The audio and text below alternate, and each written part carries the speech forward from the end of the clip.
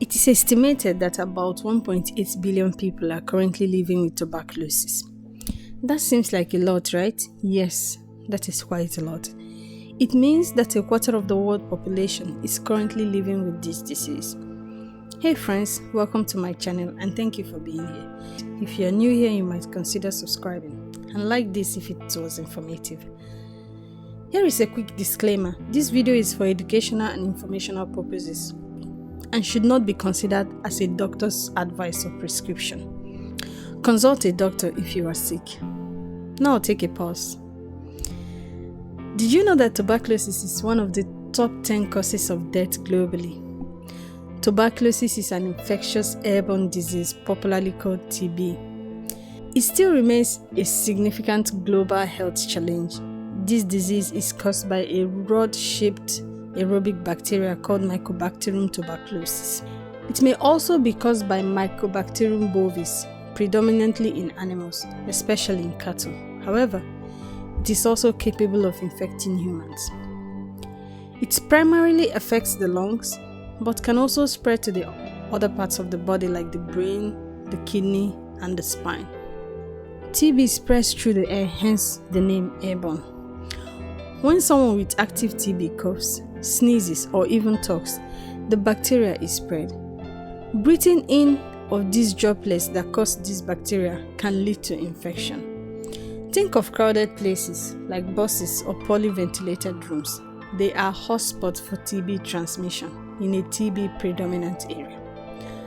This bacteria is rapidly inactivated by UV daylight, and its transmission is higher indoor or in an enclosed area.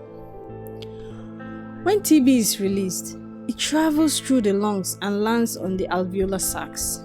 Immune cells such as the macrophages engulf the bacteria and keeps the bacteria from spreading. This engulfment results into what is called a granuloma. After 8 to 10 weeks of infection, the person can test positive to latent TB. If for some reasons the macrophages cannot contain the bacterial infection, this can lead to active TB. According to the World Health Organization, about 5 to 10% of the people infected with TB will eventually get symptoms and develop the TB disease.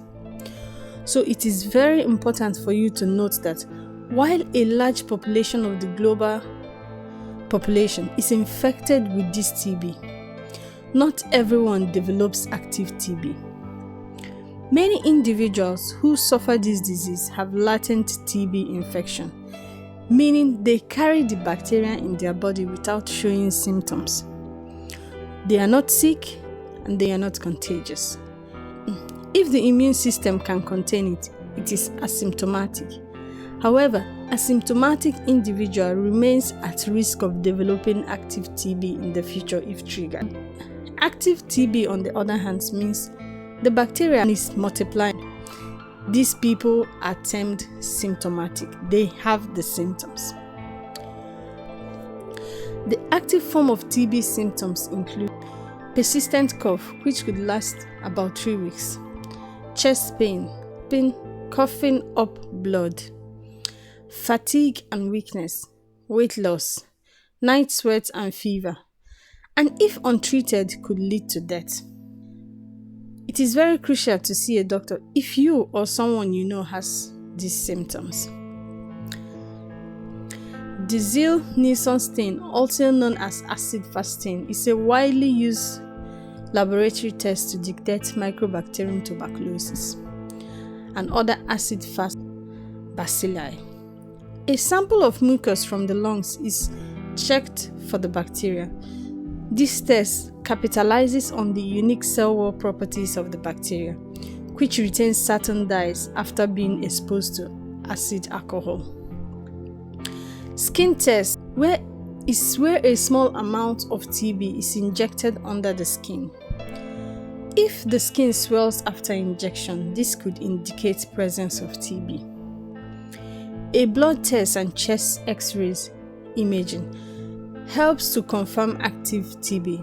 The chest X-ray confirms Schwann focus and HeLa lymphoadenopathies. resulting from the initial infection with Mycobacterium tuberculosis.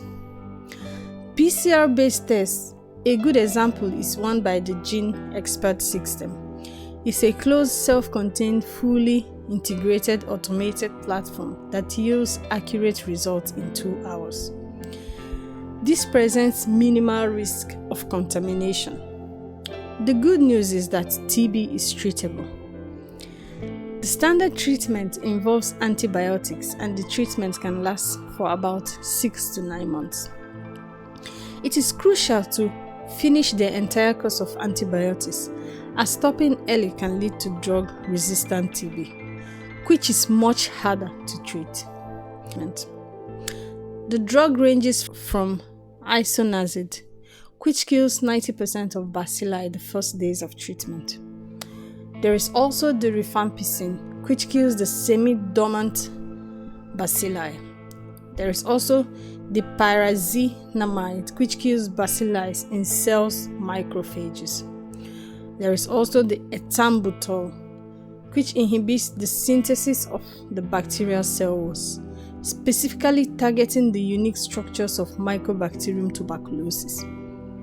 However, due to the resistance of the bacteria to drugs available, there are combined therapies to effectively eliminate the bacteria, which are other antibiotics listed. Despite being preventable and treatable, TB still affects millions, and prevention is always better than cure. The BCG vaccine is widely used to protect children against severe TB forms. Infection control, which involves proper ventilation, wearing masks, and regular testing, are crucial in high-risk areas. Addressing latent TB and treating latent TB helps to prevent active TB occurrence. TB disproportionately affects people with weakened immune system, such as those living with HIV or AIDS. This graph illustrates the incidence of TB in a region with high prevalence of the virus to a region with low prevalence of the HIV virus. So what can we do to combat TB? Regular checkups. If you know someone who is infected or work with immune deficient people who are at risk of this disease. Awareness campaign to keep people informed. World Health Organization always has recent information on the data and the demographics of this disease and other diseases. The link is below. You can check that if it helps.